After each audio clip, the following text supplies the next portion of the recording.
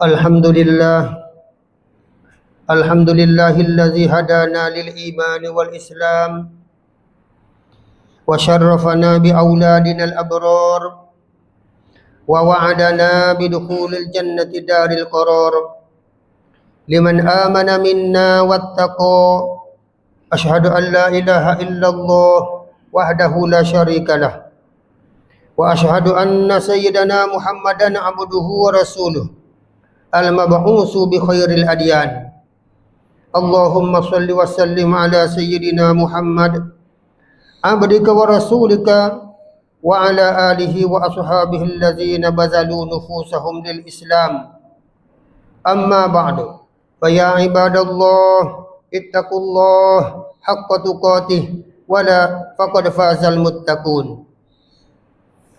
A'udzu billahi minasyaitonir rajim. وَلْيَخْشَى الَّذِينَ لَوْ تَرَكُوا مِنْ خَلْفِهِمْ ذُرِّيَّةً ضِعَافًا خَافُوا عَلَيْهِمْ فَلْيَتَّقُوا اللَّهَ وَلْيَقُولُوا قَوْلًا سَدِيدًا. Sadaqallahul azim. Sedang Jumaat yang dihormati Allah, sama-samalah kita kuatkan sifat takwa kita kepada Allah, iaitu usaha kerjakan ataupun lakukan apa-apa yang disuruhkan oleh Allah dan apa-apa yang disuruhkan oleh Rasul.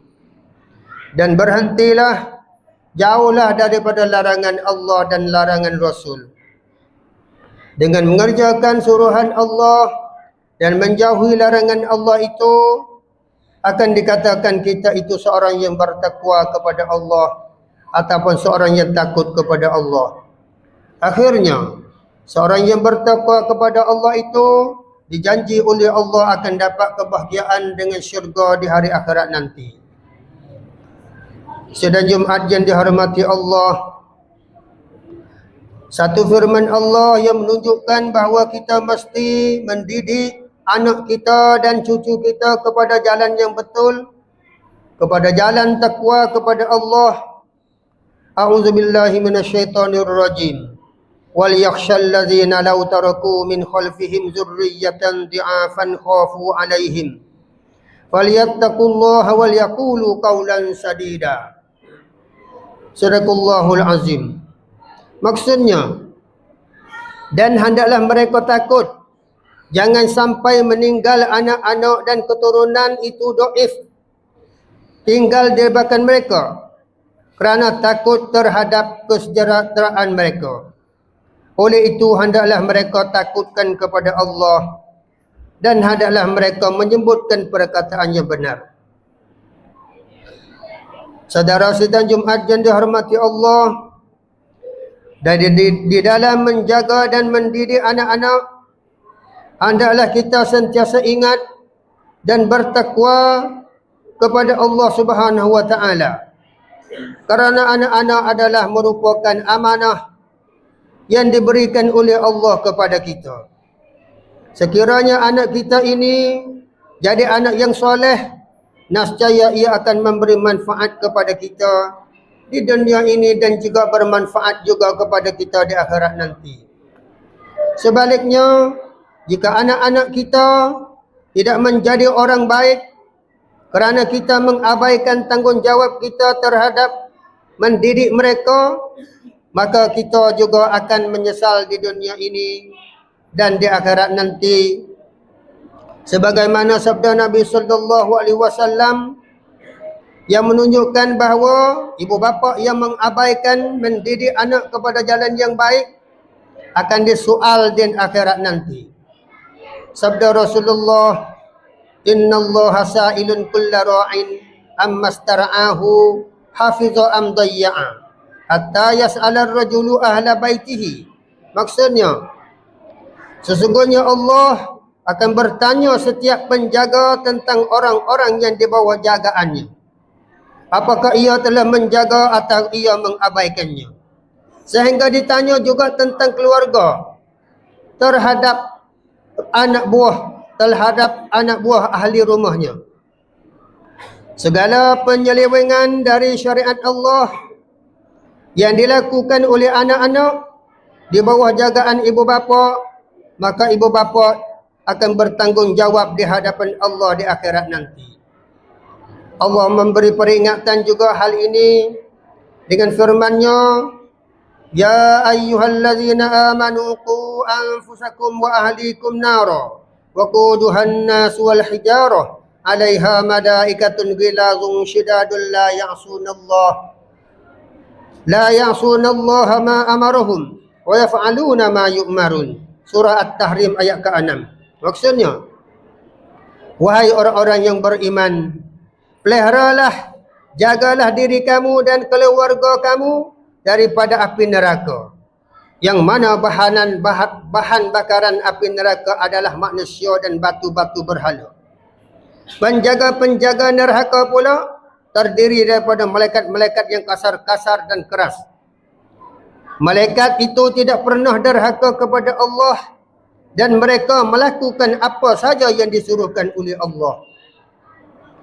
Saudara muslimin jadi hormati Allah, anak-anak adalah buah hati ibu bapa.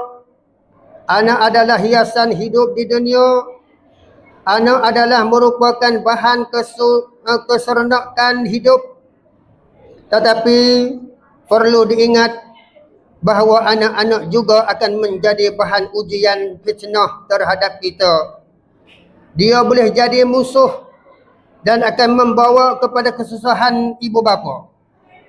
Hari ini kita dapati ramai ibu bapa yang menderita kerana anak-anak, dan tidak kurang pula mereka yang mengabaikan kewajipan agama kerana anak.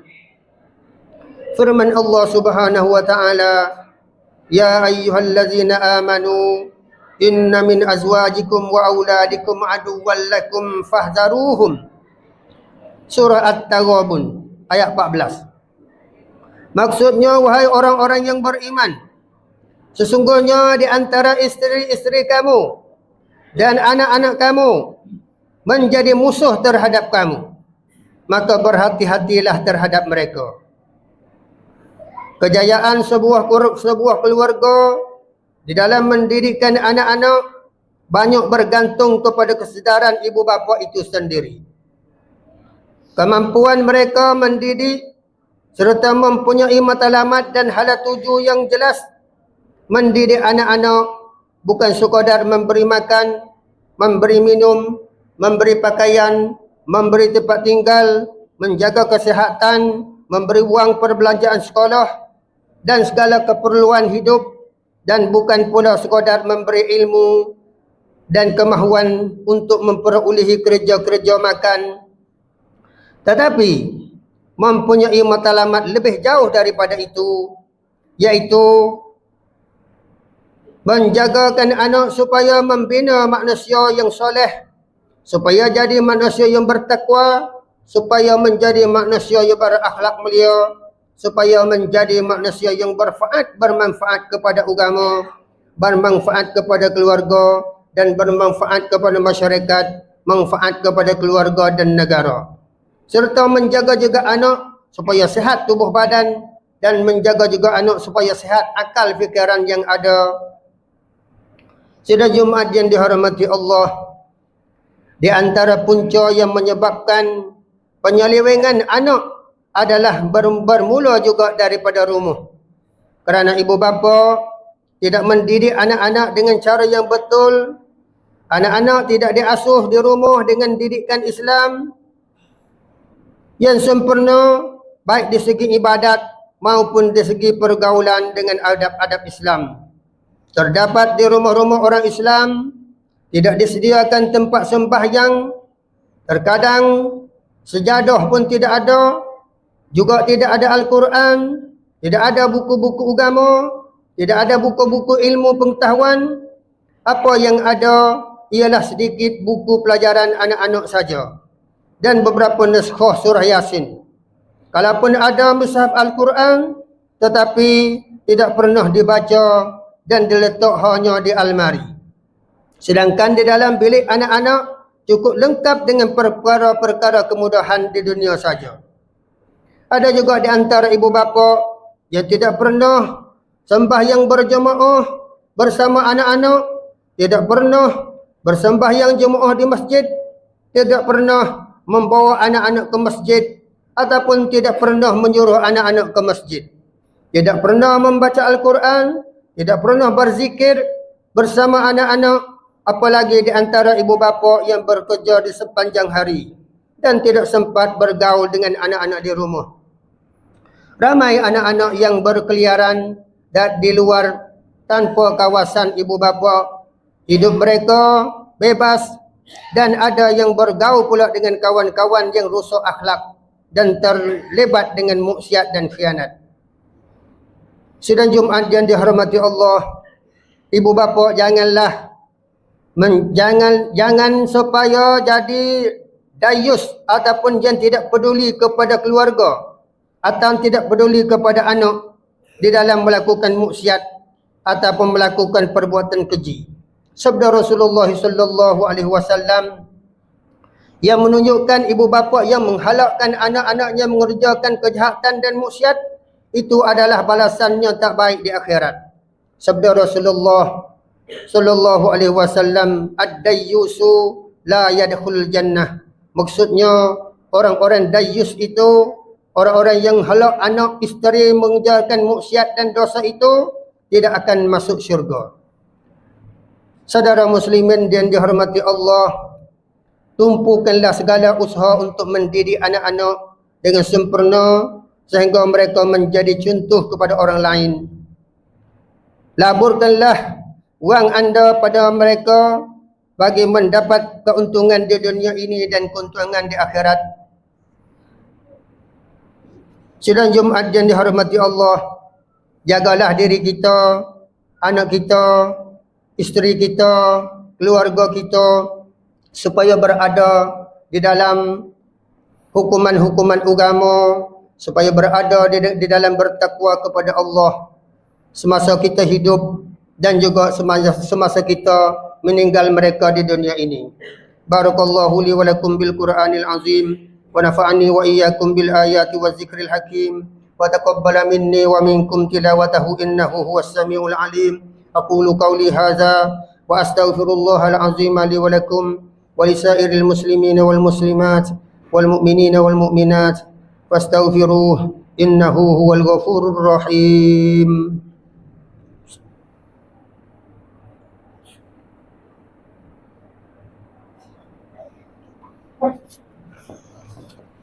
Alhamdulillahilladzi ja'ala yaumal jumu'ati sayyidal ayyam wa ja'ala awqatahu ma'muratan bil afdali wal an'am. Asyhadu an la ilaha illallah wahdahu la syarika lah wa asyhadu anna sayyidina Muhammadan abduhu wa rasuluh al-mab'uts rahmatan lil alamin. Allahumma shalli wa sallim wa barik ala sayyidina Muhammad wa ala alihi wa sahbihi ila yaumiddin. Amma ba'du. Wa ya ibadallah ittaqullah fis sarra'i wad dharra la'allakum tuflihun. Innallaha wa malaikatahu yusalluna 'alan nabi ya ayyuhalladzina amanu sallu 'alaihi wa sallimu taslima. Allahumma ighfir lil muslimina wal muslimat wal mu'minina wal mu'minat al ahya'i minhum wal amwat innaka sami'un qaribun mujibud da'wat wa qadiyal hajat.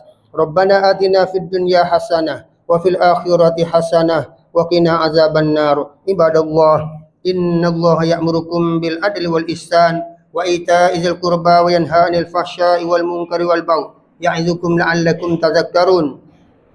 Wadhkurullahal 'azima yadhkurkum washkuruhu 'ala ni'amihi yazidkum was'aluhu min fadlihi yu'tikum wa la dzikrullahi akbar wallahu ya'lamu ma tasna'un.